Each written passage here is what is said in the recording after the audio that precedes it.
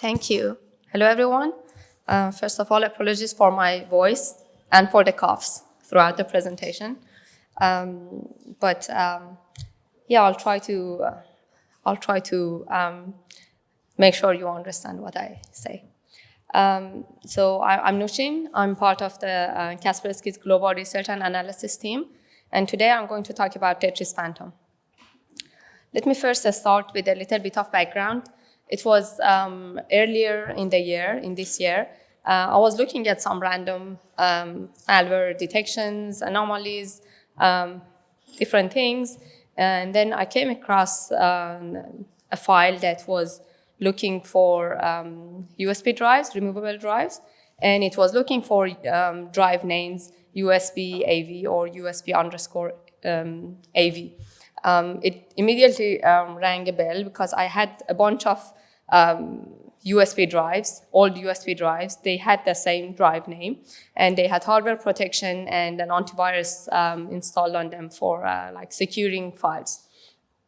I thought it's interesting. Maybe it has something to do with the same USB, but maybe it is a legitimate software for another type of USB. But anyway, I looked further and I found the run registry key, the malware used for persistent. It was the name was MSVC service procedure, and also I found the name of the path of the folder that it would create hiddenly for storing some files. Also Microsoft backup info. Then I realized that it doesn't seem to be a legitimate software. It perfectly shows that it's impersonating some services from Microsoft, so maybe it's interesting to dig deeper. So I started doing analysis on the file, and I found out that whenever it finds like the file installs on a system, starts monitoring for system for USB drive connected to the system, and then when it finds the USB drives, it checks. It makes some further checks, further than just the drive name. And if it finds some specific file with a specific name and hash on the drive, it replaces that file with the resource of itself. So I thought maybe it's something interesting. I looked at the resource entry, and it was, as you see here, it was an executable file. I thought maybe I run it to see what is inside. So I executed the file, and this is what I saw on the resource file. It was a Tetris game. Okay, it didn't seem very harmful, right? But I went to dig deeper. How do I go to the next slide? Okay. So turns out the USB drive it was looking for was not the same as what I had, but it was a different type of secure USB with hardware encryption. It had a specific software on it that was called utetris.exe. This utetris.exe was a software to access the hardware encryption, like protected partition on the USB drive, which was used to securely move files from systems, between systems. And it's apparently used by some specific government agency in a country in Asia Pacific. That simple Tetris game that you saw, it was just a game, but in the background, the actual software that was used for management of the USB drive would start. And the file that was in the resource entry of the malware I was looking at was a Trojanized version of this access management software. But let's talk about how this malware actually worked. So the name of the malware, the name that I gave to a malware is XMKR, but it's not.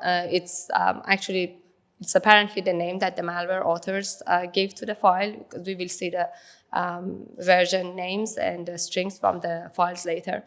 So how it works, when it starts on the system, it starts by making, like ensuring persistence on the system by creating the run registry key, which we saw earlier. Then it starts looking for USB drives connections. So when it finds a USB drive on a system, it goes through a few checks.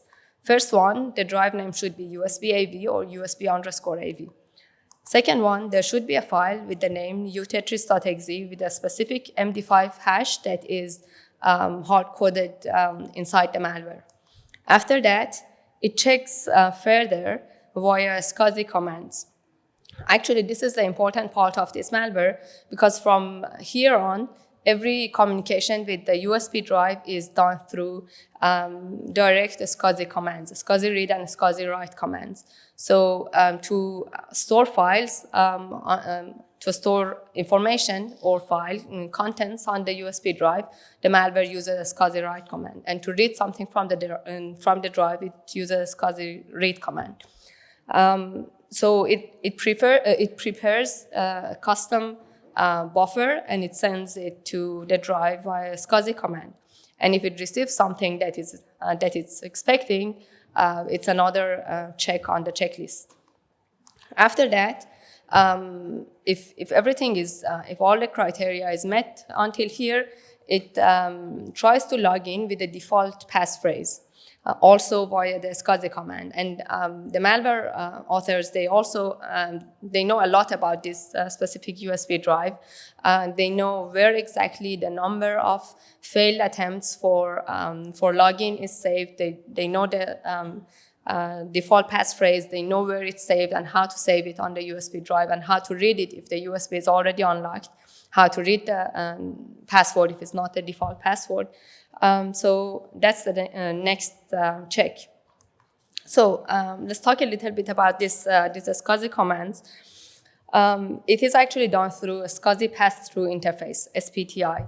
It's an API interface to access SCSI devices.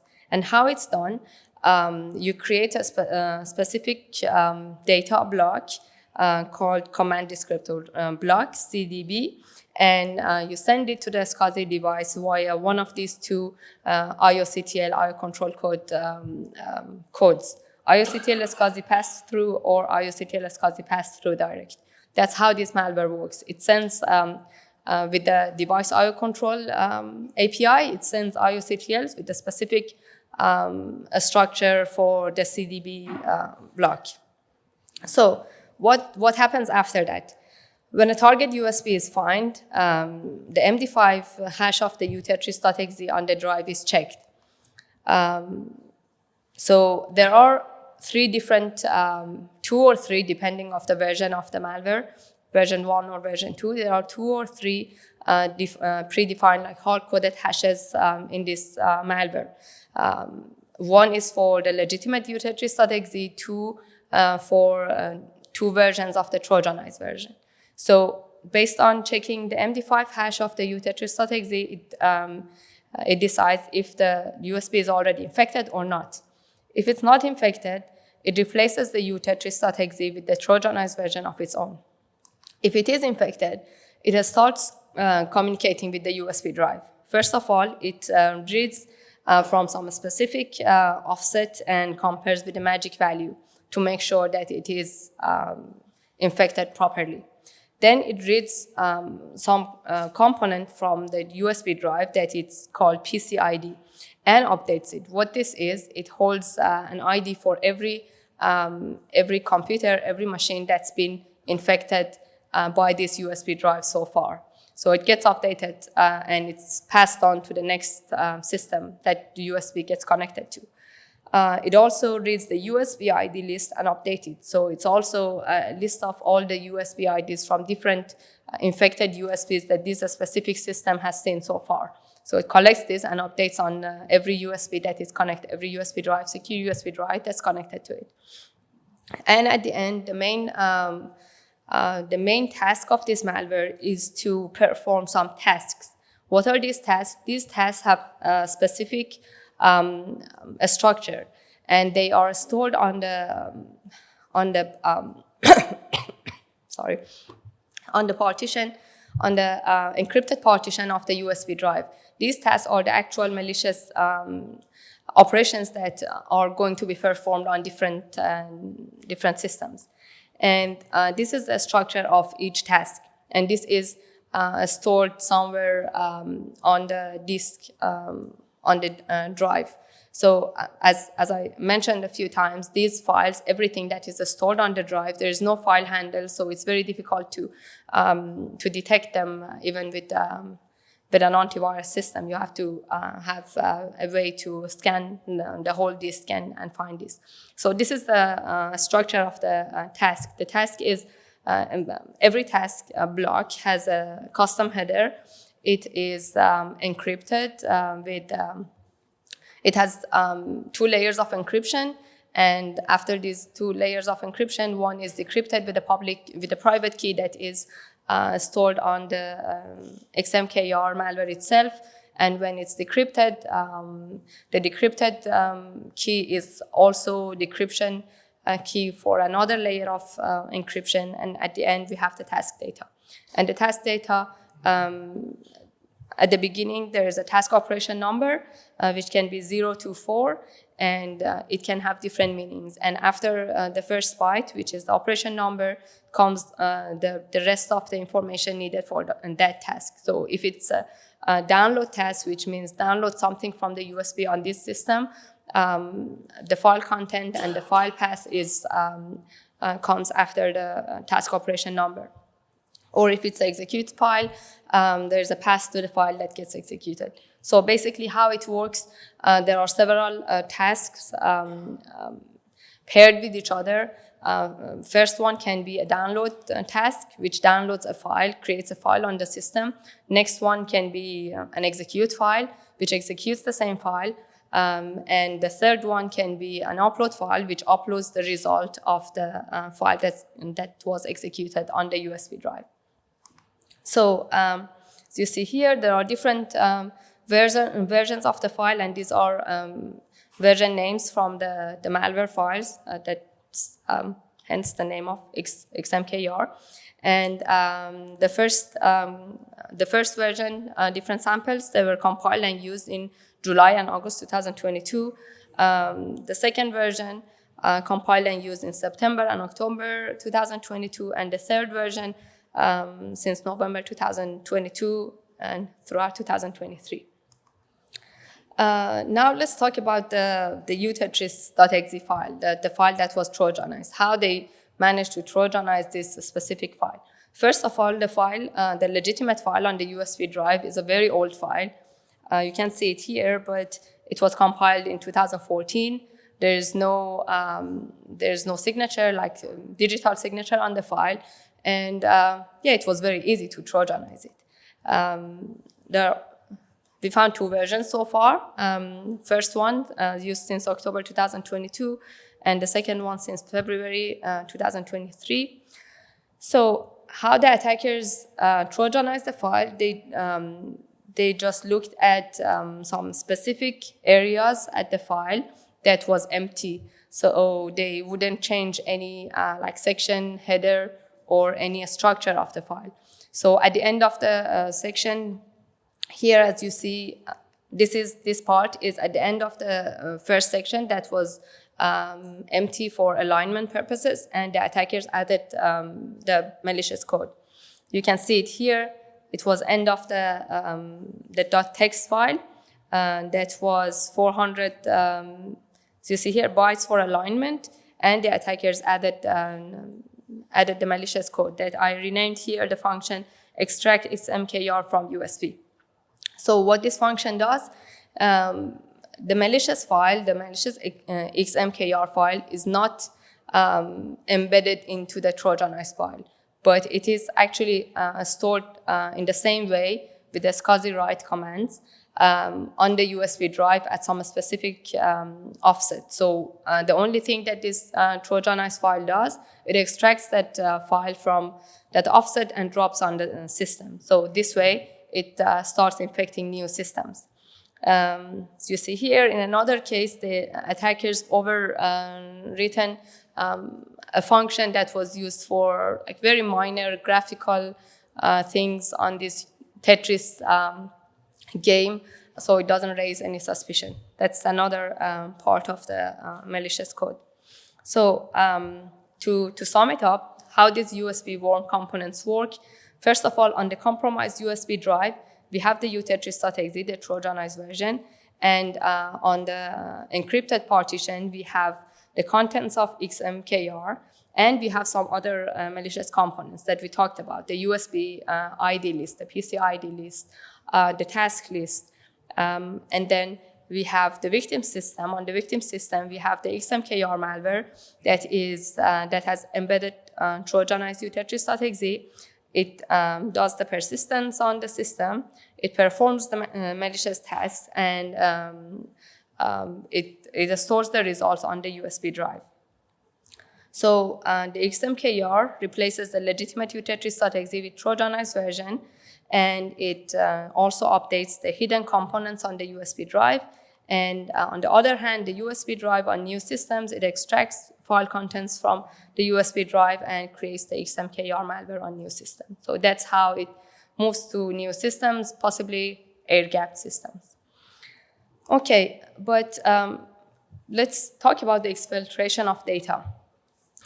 We learned that the stolen data is moved from one system to another through these compromised USB drives. But how do the attackers exfiltrate data to their own servers? How do they do that? And how did this USB worm started at the beginning? Did the attackers have access to such a USB and they infected it and put it somewhere in the environment, like physical target environment? No, they did not do that. Actually, to understand this, we have to look at a bigger timeline.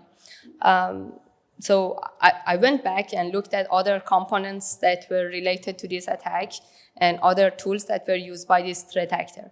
This is a timeline that shows some of the components, some of the malwares that they used throughout the years. This starts with late 2017 at least.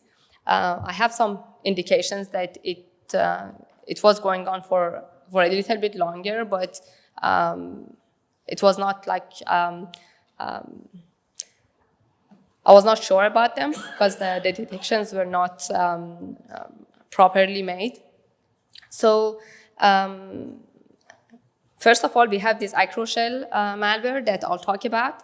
This is the main network communication channel that the attackers have with the compromised systems, possibly the systems that have network access, not the ones that are maybe air-gapped. And the other tools, USB-DC, get USB, export USB, and at the end, XMKR and Trojanized utetris.exe. These are different malicious tools that they use throughout the years. And looking at these malwares, we can perfectly see how the attackers evolved their capabilities until building the capability to compromise this secure USB drive. Let me go through them quickly. Let me check the time.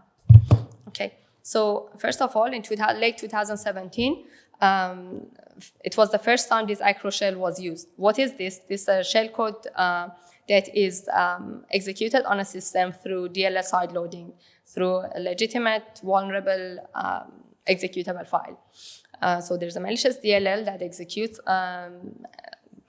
through DLL side loading, and the malicious DLL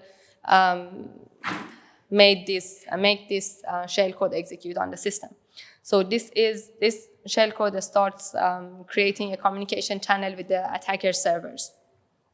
And for some time, when they started, for a long time, it would actually only use to execute some commands on the system, to collect some information, to try moving laterally to other systems. And they were actually doing, the attackers were actually doing this very carefully on a system that's going offline for a few months, coming back, trying again to get into new systems. But the shellcode itself has a specific structure. It first has an encryption layer after it's decrypted. This is the decryption, this is after first layer of decryption. So at the beginning of the shellcode, there's a small self-decryption routine that decrypts the rest of the shellcode for the second layer of decryption. And then there's the encrypted C2 config block after that, which has the C2 addresses, port numbers, interval time, and some other information. And then after that, there are main functions of this shellcode. And every function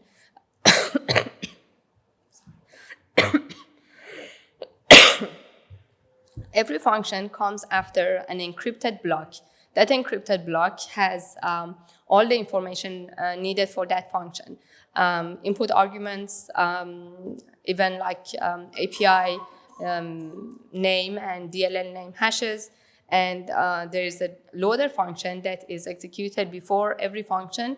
The loader function decrypts the encrypted block, resolves API addresses if they are not already resolved, and then calls the function. And after the function ends, it also encrypts the block again, and it goes to the next function. So that's how the shellcode works. And here is an example of the encrypted config block. And this is after decryption. You can see some domain names here, some port numbers, name of some other modules, and so on. Anyway, moving forward, in 2019, it was the first time that this acroshell malware was used to deliver a new malicious tool to some of the compromised machines. This tool, USB DC, it's been used for reconnaissance on different hardware modules. And also, acroshell was also used to exfiltrate data that was collected by this USB DC file. So what this tool does, it looks at the system, every drive that is connected to every removable drive, an unknown type of drive that is connected to the system, and it collects all this information from that drive. Also for USB drives, it goes on to collect some specific geometry details about that removable drive, number of cylinders, type of media, number of tracks per cylinder, number of sectors per track, number of bytes per sector. So I guess through this file, through this tool, the attackers got some knowledge about the specific hardware structure of the secure USB drive. So after that, in 2021, acroshell was used to deliver a new tool, the new malware, GetUSB. GetUSB is an info stealer that was used since 2021 until now. And also, that again, similar to USB-DC, whatever that was collected by this tool was exfiltrated through acroshell again to the attacker servers. So what it does, it makes a list of volume name of the drive, name, size, and last write time for all the files and directories on the system, on the drive, sorry. Actually, until here, we are talking about every sort of USB drive, not that a specific secure USB drive. I'm guessing the attackers were just getting knowledge about that specific secure USB drive, but they were collecting information about all the USB drives. And here also, they would make a copy, local copy of every file on every USB drive and send it to the attacker's server through the acroshell communication channel that was established earlier. Later in 2021, I think it was when the attackers gained a good understanding of that secure USB drive used in the target environment. They delivered a new tool to some of the compromised systems. New tool, export USB. What is this export USB? This export USB is actually targeting the specific secure USB drive, but it's not as advanced as the tool that we saw at the beginning. Also, again, it has no communication with any servers itself, but all the files, all the information that is collected is exfiltrated to the attacker servers through the acroshell communication channel. So these tools, these export USB, all the samples were either packed either with Temida or VM Protect, quite difficult to unpack and analyze. But anyway, they were registered on the system under run registry key with the name USB guard, with different version names, USB guard 2, USB guard 3.0, things like that. So how they would work, they would actually monitor the system for that specific secure USB drive with the criteria that we talked earlier, the drive name, the utetris.exe, and so on. And they would make a copy of all the files that were on the USB drive through SCSI read commands. And they would also read and collect some other information about the USB drive itself too. But there was no compromising of the USB drive with the Trojanized utetris.exe at this point. So this was in 2021.